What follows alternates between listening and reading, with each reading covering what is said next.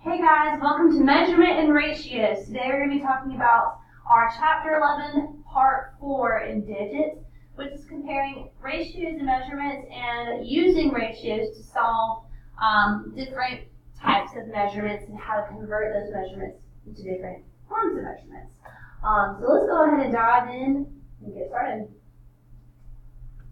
So the first thing we're going to think about today is as the final bell rings, your teacher changes the countdown days until summer vacation. At the same time, your friend writes 3 ways other than days to count down the time in his notebook. So what you and your neighbors are going to do is figure out what that person's 3 different ways might have been. Since your teacher was talking about days, what are some other ways talking about time that would also be equivalent to 23 days? Alright, I want you to see if you can figure it out, work out with your neighbor, and then I'm going to call on you guys at the end of class to share what you guys came up with. Alright, the first thing what you guys do is copy this into your notebook. You can often write measurement in more than one way. For example, 1 hour is the same thing as 60 minutes. They're the same thing. Doesn't matter if you put 1 hour on top or 60 minutes on top. It's still the same thing.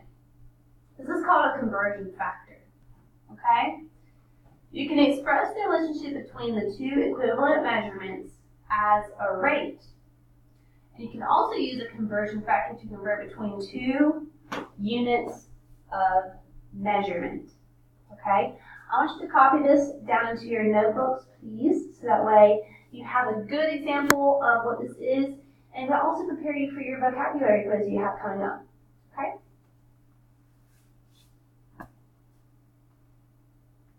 Alright, let's keep going. What my class did, we found some conversion tables, and they either copied them into their notebook or they glued them into your notebook. That is subjective, it's up to you. We're just going to use them for our homework and digits. The rest of them we're not going to really use much. I'm putting up some conversion tables during the test because I don't really care if you guys know the exact measurements. All I know is that you know how to convert them. Okay? Alright, so let's work out a couple of example problems. So, if we were to have 2 pints, we're going to be comparing pints and cups first. Okay? How many cups are in 1 pint? So, over here you can kind of see there are 2 cups in a pint, and you can also see on the cheat sheet that was on the page before there are 2 cups in 1 pint. So, you can do 4 pints times 2 cups over 1 pint is equivalent to 4 times 2 cups, which is also equivalent to 8 cups. If there are 2 cups and 1 pint, and you have 4 pints, then you just do 2 times 4 to figure out how many pints you actually have. You're going to do the same thing below. You have 4 pints.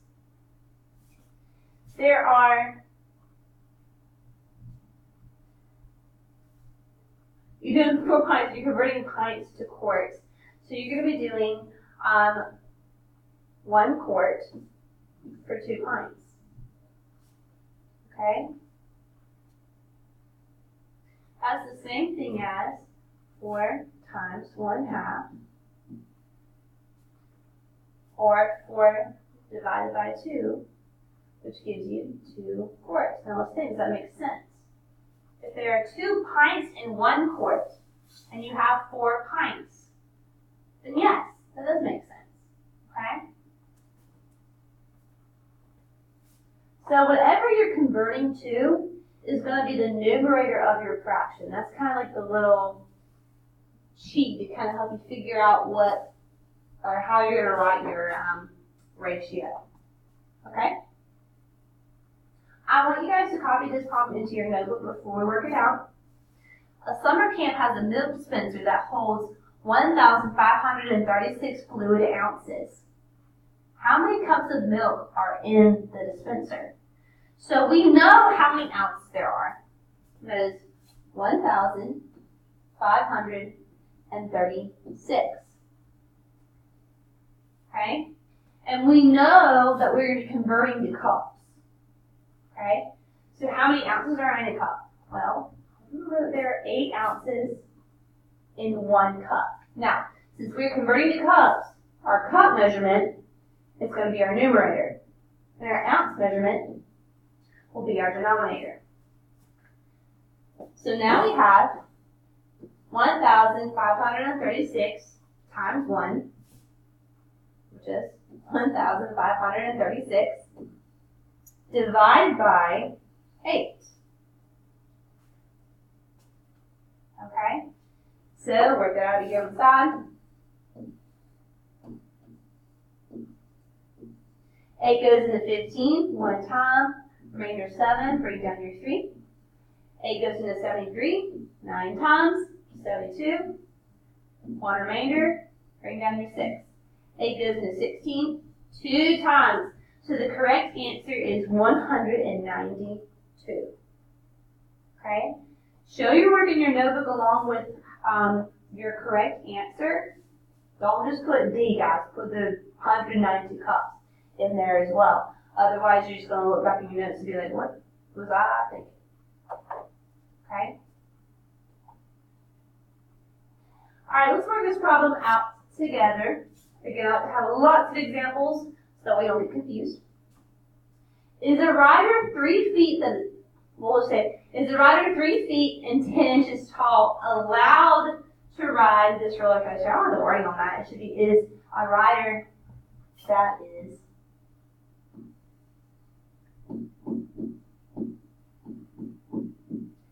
a rider that is 3 feet 10 inches tall allowed to ride this roller coaster? Now the sign says that the kid has to be, or adult, you never know, has to be 100 centimeters tall. Okay? We've got to figure out if this person, if this rider is tall enough. We've got to convert feet to centimeters. What we're going to do first is turn those feet into inches because it's going to be hard to do feet to centimeters. So let's try 2 inches first. 3 feet, 10 inches. Well, we know that there are 12 inches in 1 foot. So let's do 12 times 3. 12 times 3 is 36. Okay? That's in 3 feet, but you also have 10 inches on top of that. So plus 10 gives you 46 inches tall. So your person is 46 inches tall. Cheesy crust.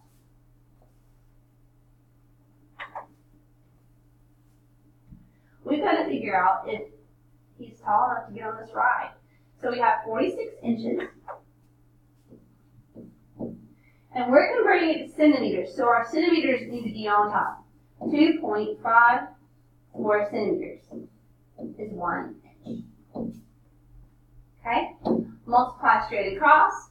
46 times 2.54. 6 and 4 is 24. 6 and 5 is 30, plus 2 is 32.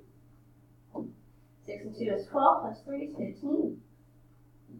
4 and 4 is 16. 4 and 5 is 21. 4 and 2 is 8, 9, 10.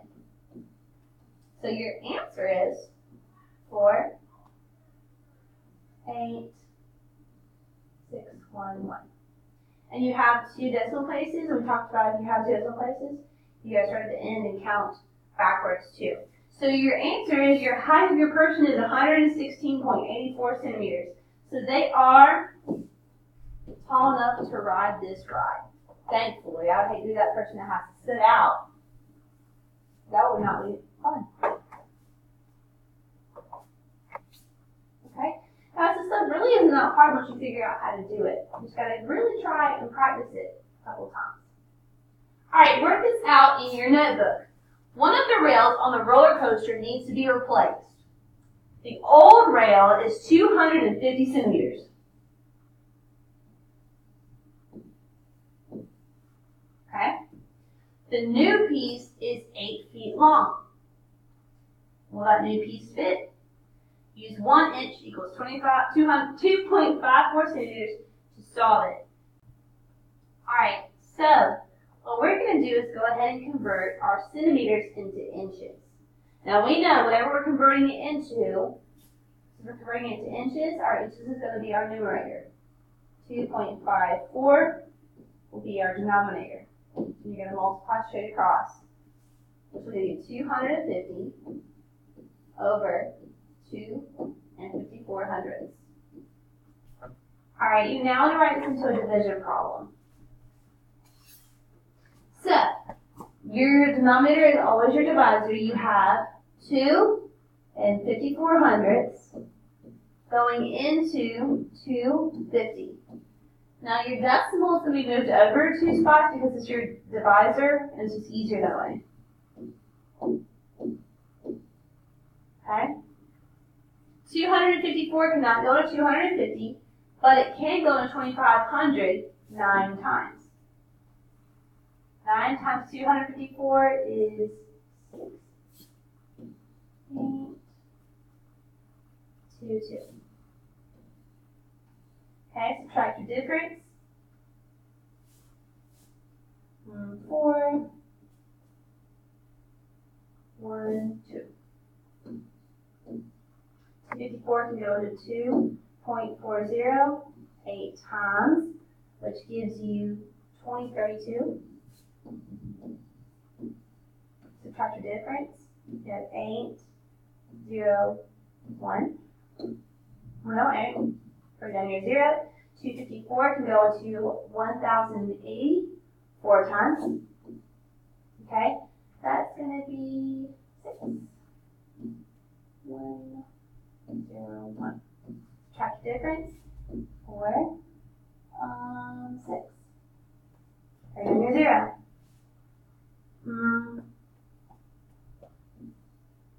That'd be 2 times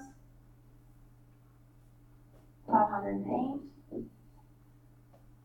Okay. Subtract 2. You have 132. Bring down your last 0. We're going to round to the nearest hundredths place. We're not going to do this forever. About 5. So this is actually 98.43. So the old part, whoa, don't do that. Go back. The old part was 98.43 inches. Okay? We'll label that old. We've got to figure out how many inches are in the new part now. Well, the new part is 8 feet long, so we know that there are 12 inches per foot, so we're going to do 8 times 12. I know that last part was kind of long because it was a long division problem, but you can do it. You'll be fine. 8 times 2 is 16. 8 times 1 is 8. Carry 1 is 9. So the new part is 96 inches long. The 96-inch long one is a little bit too short to go onto that rail, and I don't feel like I'd be very comfortable leaving that in there. So the answer is no, it will not fit. Alright? I don't start with in. A bread recipe calls for 500 grams of flour. About how many pounds of flour do you need? Use 1 ounce equals 28.4 grams. So we have 500 grams. Okay? We're going to turn that into ounces. So we're trying to turn it into ounces, so we're going to be multiplying times 1 and dividing by 28.4. Okay? So I have 500 divided by 28.4. Okay? And when you're solving this, hint, there's 16 ounces in 1 pound. Alright, see if you can figure it out on your own. When you're finished, have a teacher check it and get on to digits. Good luck. Have a great day.